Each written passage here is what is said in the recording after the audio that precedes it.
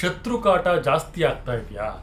ಶತ್ರು ಸ್ತಂಭನವನ್ನು ಮಾಡಬೇಕು, ಶತ್ರುಗಳನ್ನು ನಾಶ ಮಾಡಬೇಕು, ಅಥವಾ ಶತ್ರುಗಳಿಂದ ನಮಗೇನು ಹಾನಿ ಆಗಬಾರ್ದು ಅನ್ನುವಂಥ ವಿಚಾರವನ್ನು ತಾವು ಮಾಡ್ತಾ ಇದ್ದರೆ ತಾವು ಮಾಡಬೇಕಾಗಿರುವಂಥ ಸುಲಭ ಪರಿಹಾರ, ನಾನು ಕೊಡುವಂಥ ಈ ಒಂದು ಮಂತ್ರದ ಜೊತೆಗೆ ಎಳ್ಳೆಣ್ಣಿನ ಒಂದು ದ್ವೀಪವನ್ನು, ತಾವು ಮಣ್ಣಿನ ದ್ವೀಪವನ್ನು ತಯಾರು ಮಾಡಿ ಆ ಮಣ್ಣಿನ ದ್ವೀಪವನ್ನು ನಿಮ್ಮ ಮುಂದೆ ಇಟ್ಟು ಶತ್ರುವಿನ ಯಾವುದಾದ್ರೂ ಒಂದು ವಸ್ತುವನ್ನು ತಮ್ಮ ಕೈಯಲ್ಲಿ ಹಿಡಿದು ನಾನು ಹೇಳುವಂಥ ಈ ಮಂತ್ರವನ್ನು 108 ಬಾರಿ ಪಠನೆಯನ್ನು ಮಾಡಬೇಕು.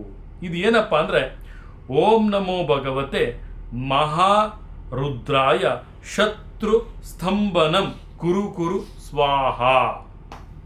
ಇದು ವಿಶೇಷವಾಗಿರೋ ಮಂತ್ರ. ಈ ಒಂದು ಮಂತ್ರವನ್ನು ತಾವು ಯಾವಾಗ ತಾವು ಪಠನೆಯನ್ನು ಮಾಡ್ತೀರಿ ಆ ಒಂದು ಸಮಯದಲ್ಲಿ ಶತ್ರುವಿನ ಯಾವುದಾದರೂ ವಸ್ತು ತಮ್ಮ ಬಲಗೈಯಲ್ಲಿ ಹಿಡ್ಕೊಂಡಿರಬೇಕು. ಮಣ್ಣಿನ ದ್ವೀಪವನ್ನು, ಅದು ಎಳ್ಳೆಣ್ಣೆ ದ್ವೀಪವನ್ನು ತಾವು ನಿಮ್ಮ ಮುಂದೆಗಡೆ ಇಟ್ಟು ಈ ಸಂಕಲ್ಪವನ್ನು ಮಾಡೋದ್ರಿಂದ ಶತ್ರು ಸ್ತಂಭನವಾಗುತ್ತೆ.